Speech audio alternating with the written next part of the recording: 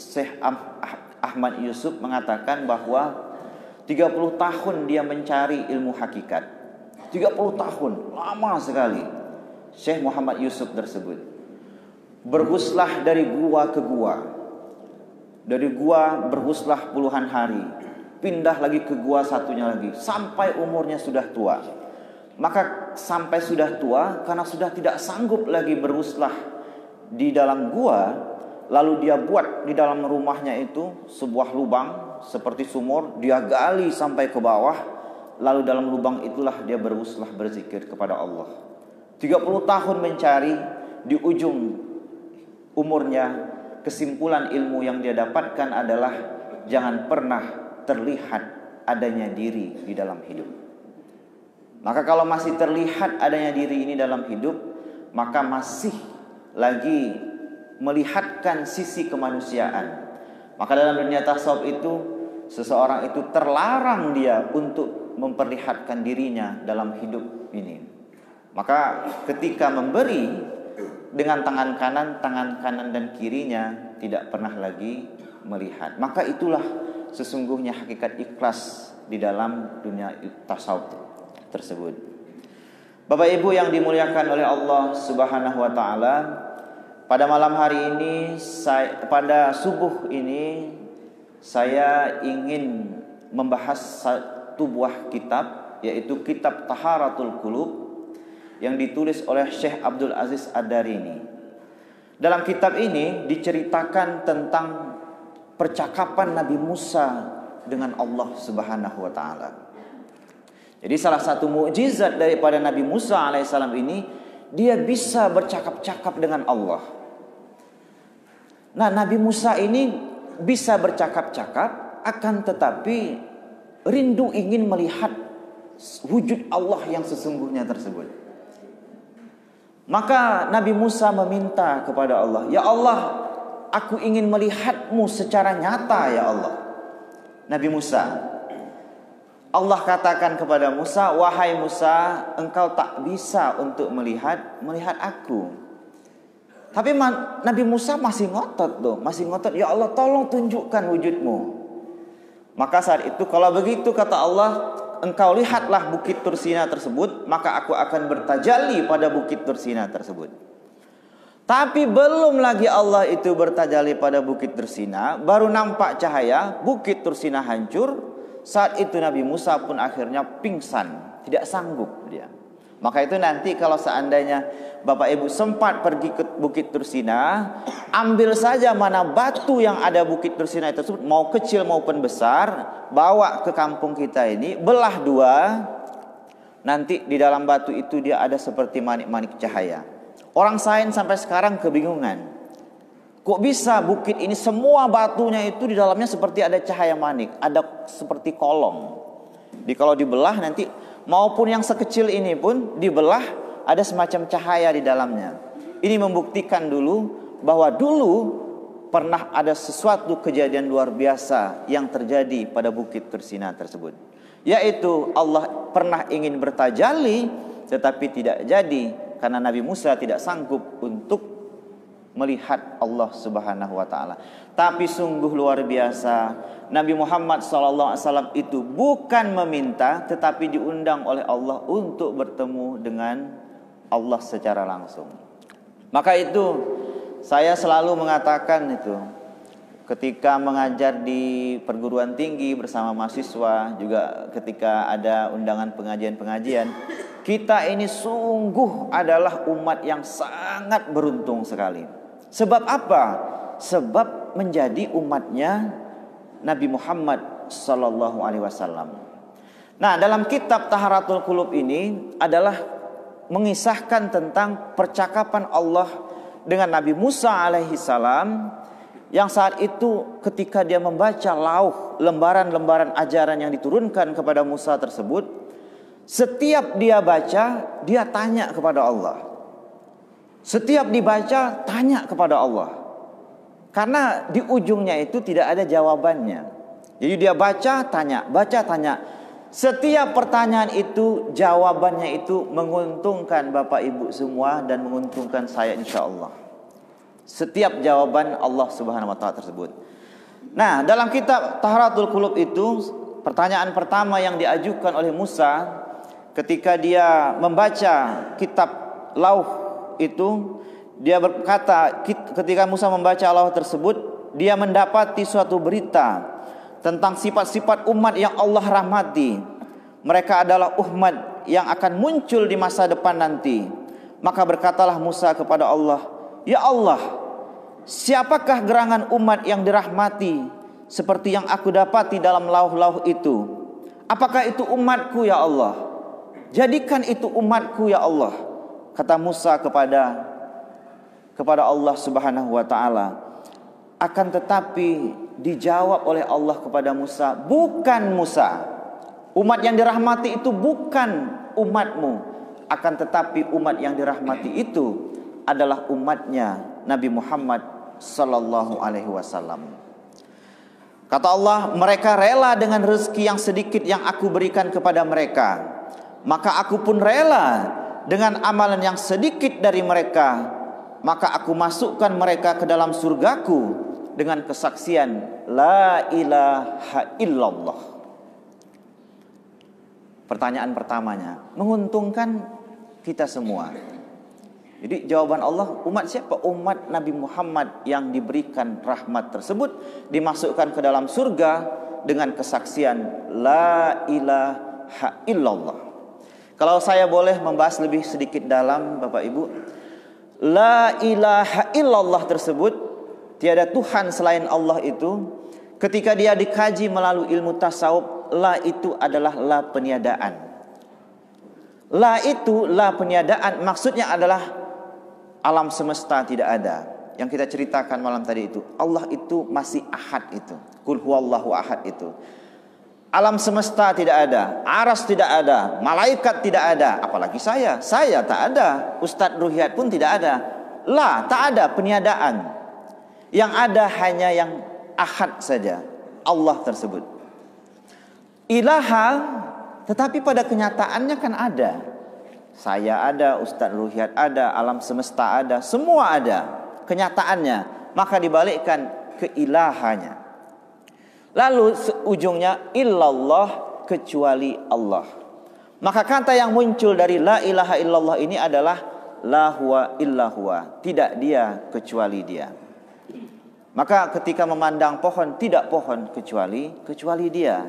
Maka di situ adalah mentauhidkan Allah Subhanahu wa taala. Maka kata Allah, umat Nabi Muhammad sallallahu alaihi wasallam itu dirahmati dengan kesaksian tauhid, yaitu la ilaha illallah. Lalu yang kedua, ketika Musa itu membaca lauh-lauh itu, dia dapati di dalam lauh tersebut, ya Allah, aku dapati di dalam lauh ini suatu umat yang akan dibangkitkan pada hari kiamat dengan wajah-wajah yang bercahaya seperti bulan purnama. Jadikanlah mereka itu umatku ya Allah. Apakah itu umatku ya Allah? Kata Musa kepada Allah. Tapi lagi-lagi jawaban Allah kepada Musa, bukan Musa, itu bukan umatmu. Akan tetapi itu adalah umatnya Nabi Muhammad sallallahu alaihi wasallam.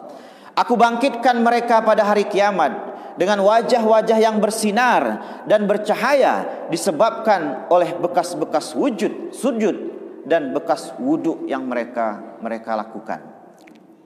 Jadi seluruh umat Nabi Muhammad SAW itu nanti pada hari kiamat nanti wajah mereka itu bercahaya-cahaya, dan itu sebagai tanda bahwa dia itu adalah umatnya Nabi Muhammad SAW. Sebab ketika dulu di dunia dia sering melakukan berwudu dan sujud kepada Allah Subhanahu wa taala. Maka itu kalau istilahnya, kalau saya di kampus itu biasanya mengistilahkan seperti gelas dengan air. Gelas tanpa air maka gelas akan kosong. Air tanpa gelas maka dia akan tumpah.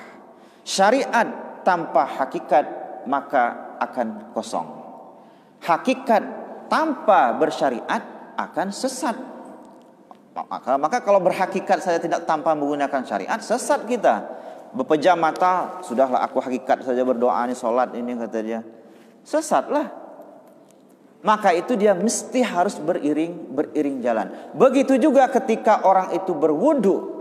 Mengapa umat Muhammad SAW itu ketika hari kiamat nanti wajahnya berseri-seri itu?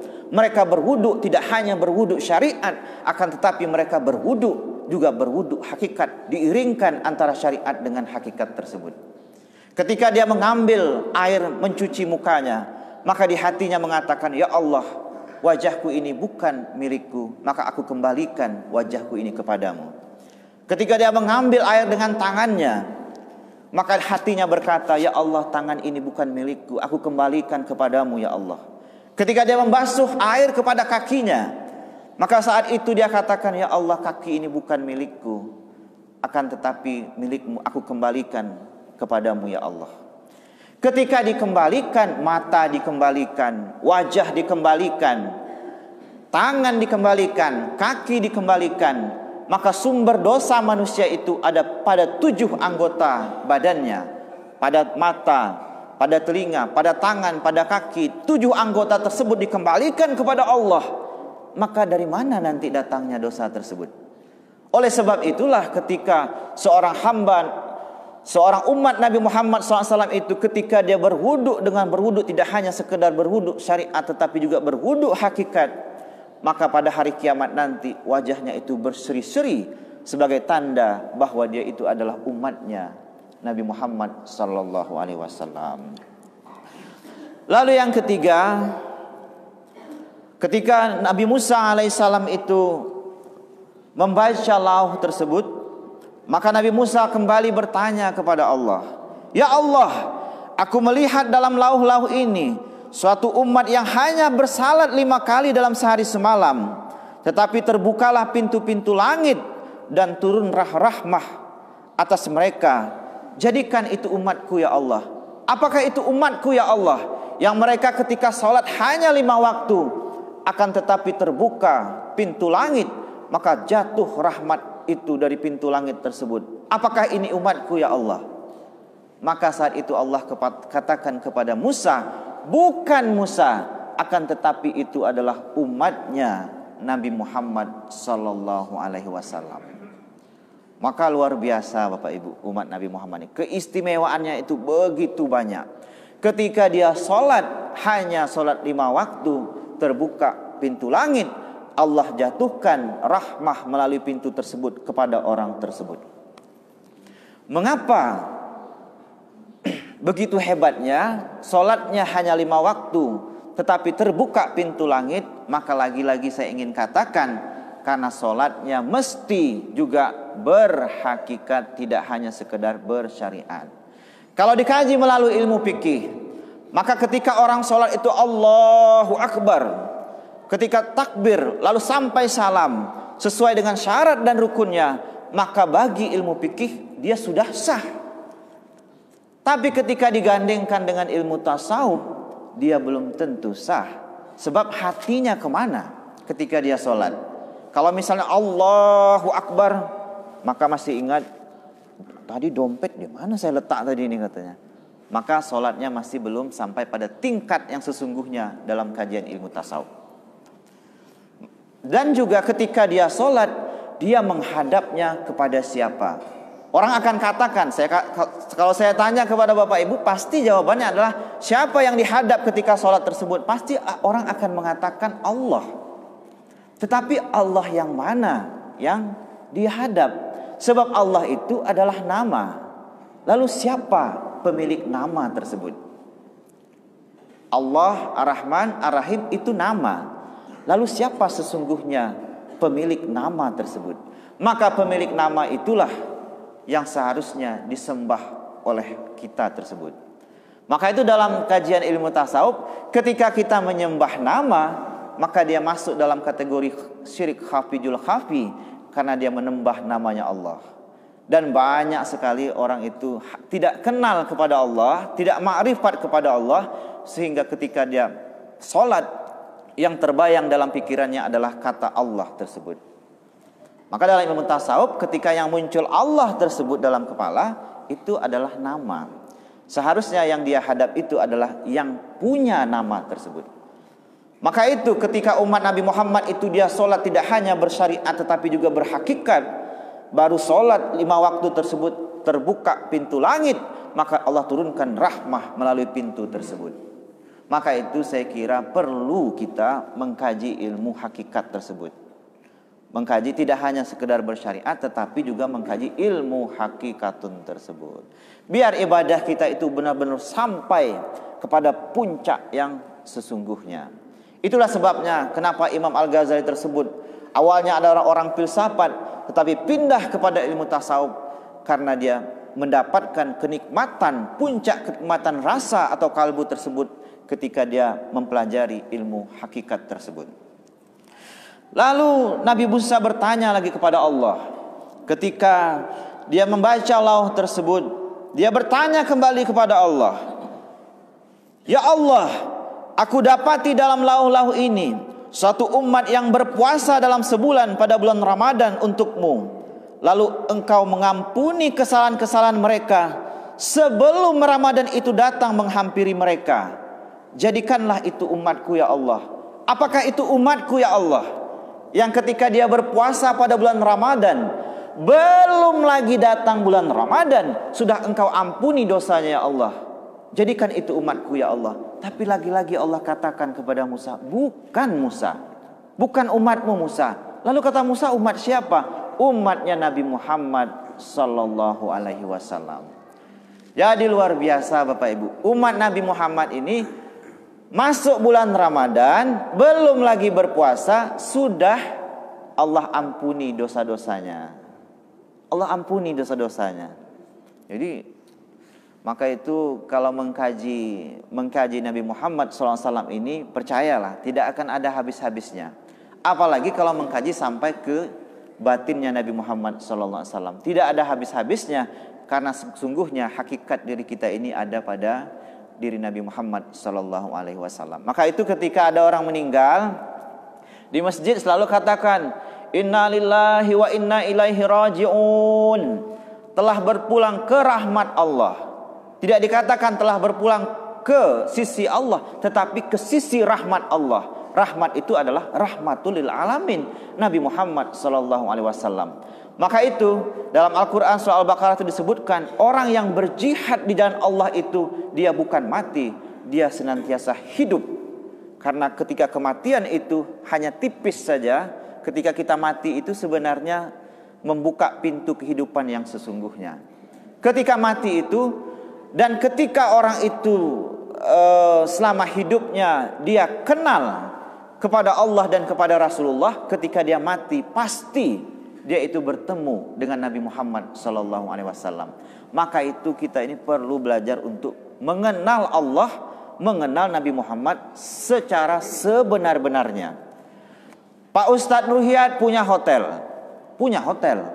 Semua orang bisa masuk ke dalam hotelnya. Tapi tidak semua orang bisa bertemu dengan yang punya hotel. Hanya orang yang kenal yang bisa bertemu dengan orang yang punya hotel.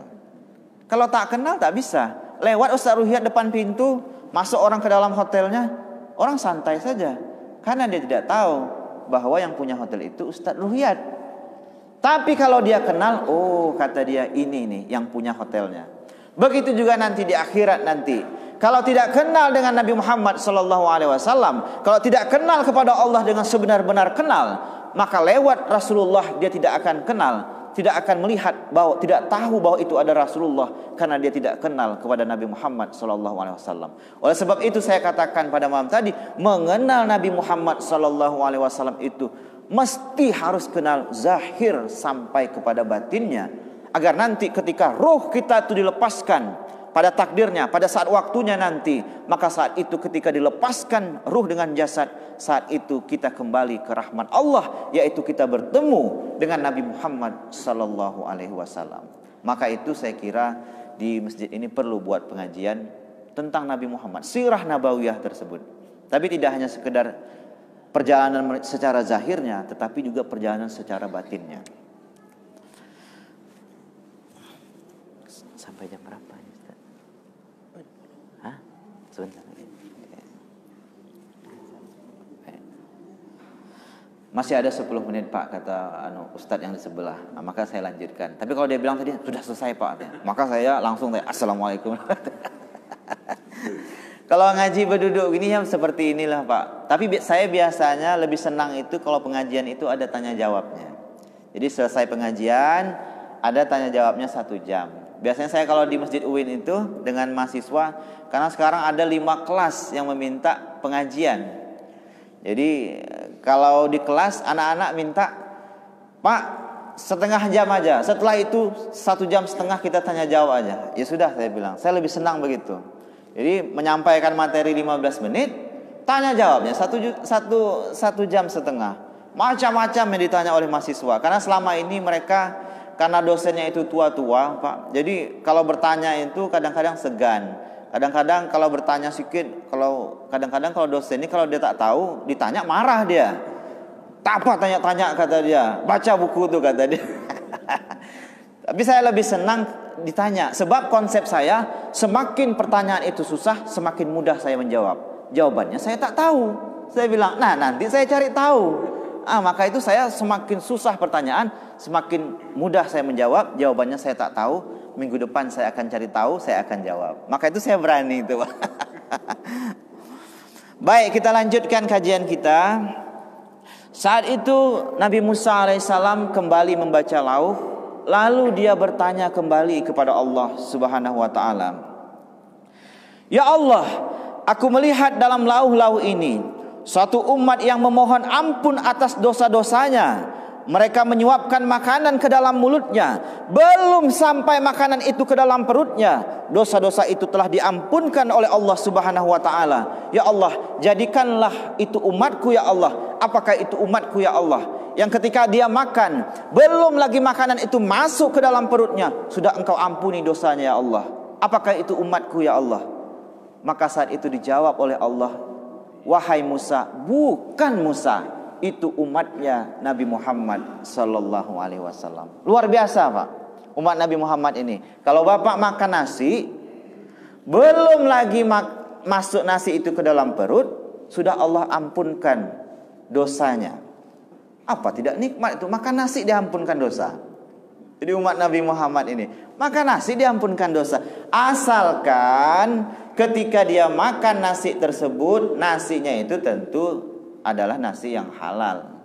Setelah itu juga dia makan nasi itu, dia makan dengan memulainya membaca basmalah dan salawat kepada Nabi Muhammad sallallahu alaihi wasallam. Maka saya sering juga menyebutkan itu, ketika kalau dalam hidup ini meminta jangan, tetapi diberi jangan pernah menolak. Meminta jangan, diberi jangan pernah menolak. Meskipun diberi itu 100 rupiah orang memberi kita, jangan pernah kita menolak. Saya punya tuan guru. Lalu satu hari ada orang berobat ke tuan guru tersebut. Dia berobat. Saya tahu tuan guru ini kaya, banyak duitnya dia. Lalu datang orang berobat meminta doa. Lalu orang kasih uang 5.000. Lalu dia ambil dia 5.000. Waktu itu saya berpikir negatif juga dengan guru saya ini. Guru saya ini 5.000 pun diambil, saya bilang. Tak kasihan dengan orang yang datang nih, saya bilang.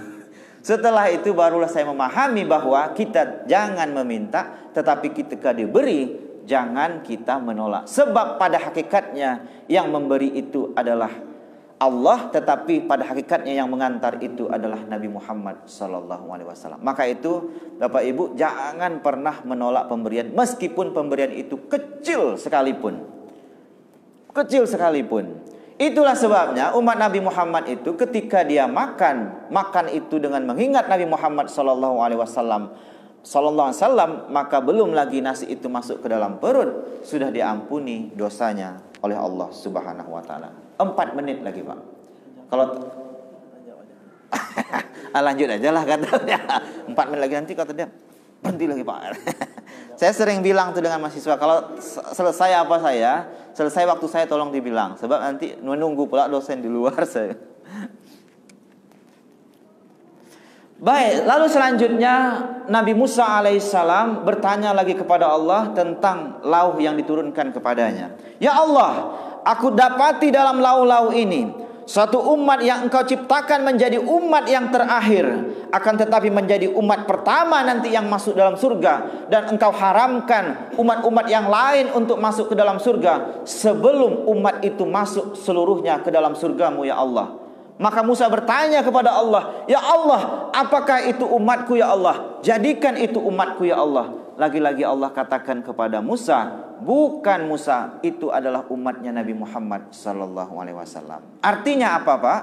Artinya seluruh umat Nabi Muhammad itu pasti masuk ke dalam surga. Sebelum umat Nabi Muhammad itu masuk seluruhnya ke dalam surga, surga itu Allah haramkan untuk umat yang lainnya. Artinya seluruh umat Nabi Muhammad itu masuk surga. Bapak masuk surga, ibu masuk surga insya Allah. Tetapi nanti ada kelanjutannya, ada 3 syaratnya. Maka itu saya malam tadi katakan, asalkan mati itu tidak syirik kepada Allah dan statusnya itu adalah umat Nabi Muhammad SAW, maka pasti dia masuk ke dalam surganya Allah Subhanahu wa taala. Tapi nanti dengan 3 cara dia masuk ke dalam surga. Kelanjutannya sebentar, 4 menit lagi. Saya cepatkan aja Pak ya.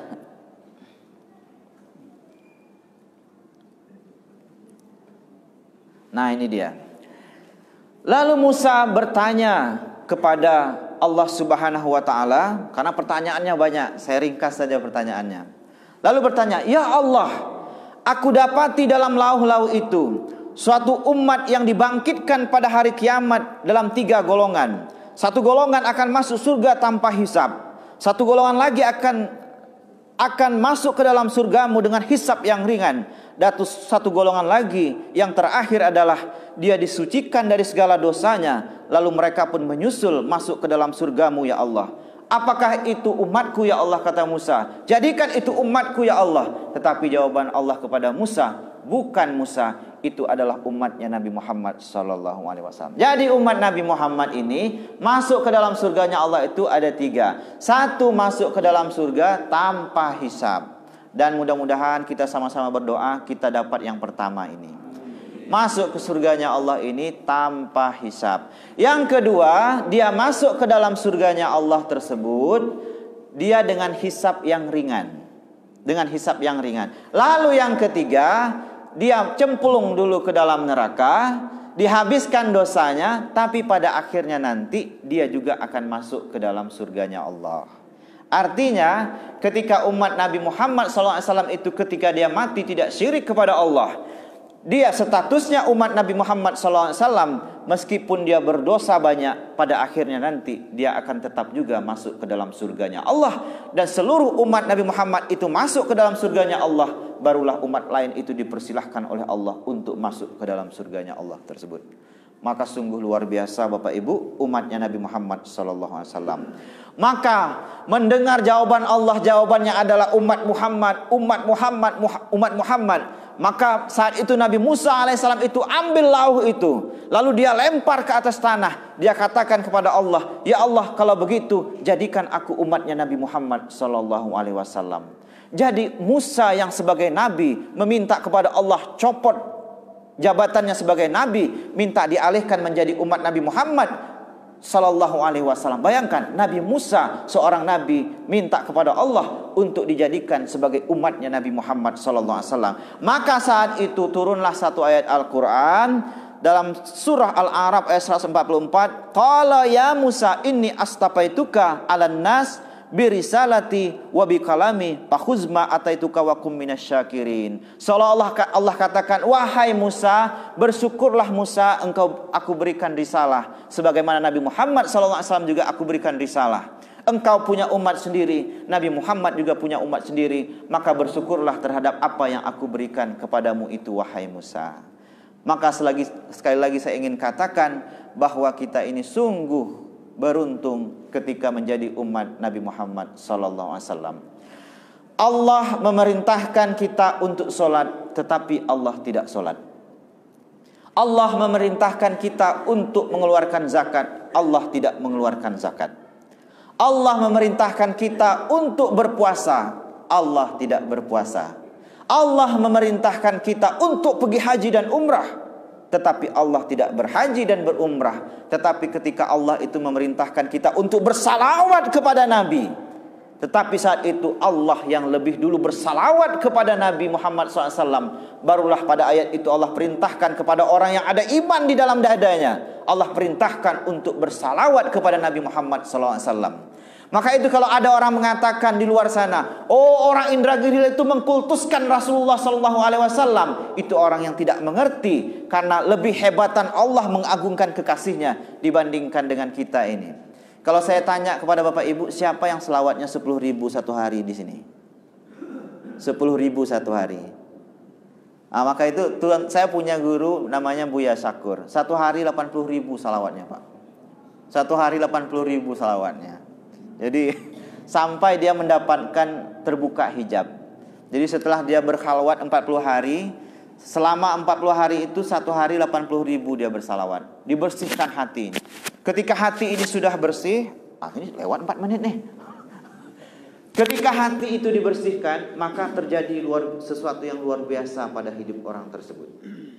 Maka ketika dia pulang dari berkhalwat, sampai di depan rumah, dia melihat tetangganya duduk di samping rumah, menunggu suaminya, tapi berdiam. Tapi hatinya berkata-kata, selambat betul suami aku datang, memang kurang ajar, makan ikan sepat, ikan gabus, lebih cepat, lebih bagus, macam-macam dibilangnya. Saat itu perkataan di dalam hatinya itu terdengar oleh Buya Syakur, karena saking bersihnya hatinya bersalawat kepada Nabi Muhammad SAW. Maka itu saya menyarankan betul kepada Bapak Ibu semua, maka setiap hari ini perbanyaklah salawat kepada Nabi Muhammad SAW. Allah saja bersalawat kepada Nabi Muhammad, maka lucu kalau umat Nabi Muhammad sedikit bersalawat kepada Nabi Muhammad SAW.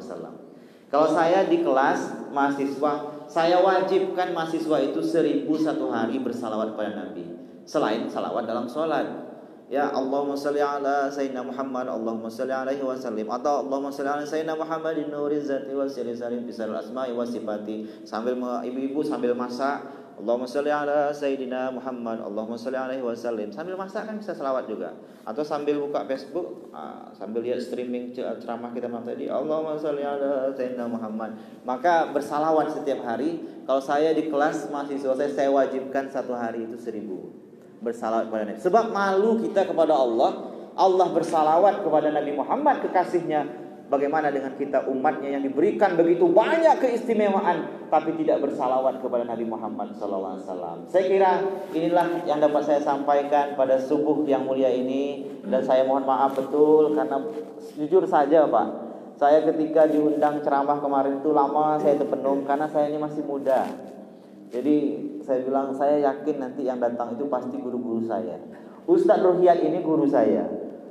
Ustadz Ahmad Kushairi yang tinggalnya di situ juga guru saya. Ketika waktu kemarin bertemu saya dengan beliau, ceramah ya kata dia di Radatul Muslimin. Iya Pak, Bapak panitia juga situ. Aduh, saya bilang guru saya. Sebab dia mengajar saya semenjak dari Eman sampai sekarang. Jadi saya malu betul ketika berceramah di depan guru saya. Maka itu saya meminta maaf betul kepada Bapak Ibu semua. Bukan saya menggurui, karena saya muda begini menggurui tidak layak rasanya. Maka saya ketika berceramah itu menasehati diri saya sendiri, dan mudah-mudahan juga ada manfaatnya bagi Bapak Ibu semua.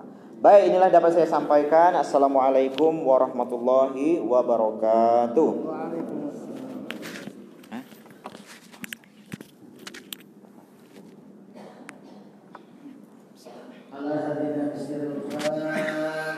أعوذ بالله من الشيطان الرجيم بسم الله الرحمن الرحيم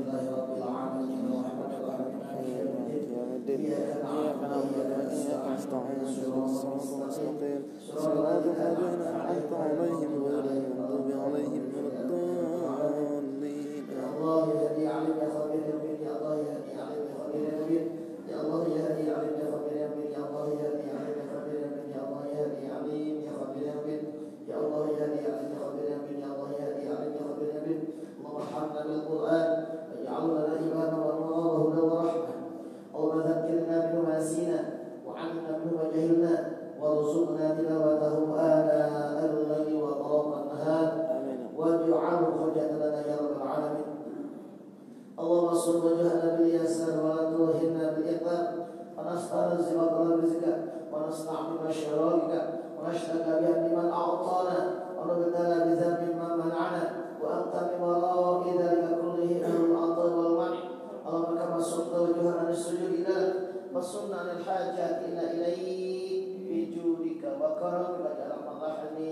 أغننا يا الله أغننا يا الله أغننا يا الله بارك أمرك سواك اللهم اجعل جمع هذا جمعا مرحوما وتفرقنا من بعد تفرقا معصوما اللهم انفعنا بما علمتنا وبفقنا الذي ينفعنا وزدنا علما نافعا وتوفيقا وهداية ربنا آتنا في الدنيا حسنة وفي الآخرة حسنة وقنا عذاب النار لا إله إلا أنت سبحانك إنا كنا من الظالمين سبحانك اللهم وبحمدك أشهد أن لا إله إلا أنت أستغفرك وأتوب إليك والحمد لله رب العالمين اللهم صل على سيدنا محمد وأشغل الظالمين بالظالمين اللهم صل على سيدنا محمد وأشغل الظالمين بالظالمين اللهم صل على سيدنا محمد وأشغل الظالمين بالظالمين وأخرجنا من بينهم سالمين وعلى آله وصحبه أجمعين صلى الله ربنا على النور المبين أحمد المصطفى سيد المرسلين وعلى آله وصحبه أجمعين وعلى آله وصحبه أجمعين. Alhamdulillah sama-sama kita ucapkan terima kasih kepada Ustaz. Semoga ada kesempatan kita kembali dapat mendengarkan kajian-kajian ilmu dari beliau. Selanjutnya mari sama-sama kita melaksanakan sholat sunnah syuruk dan setelah itu kita sama-sama salam dan kita subsidi. Assalamualaikum warahmatullahi wabarakatuh.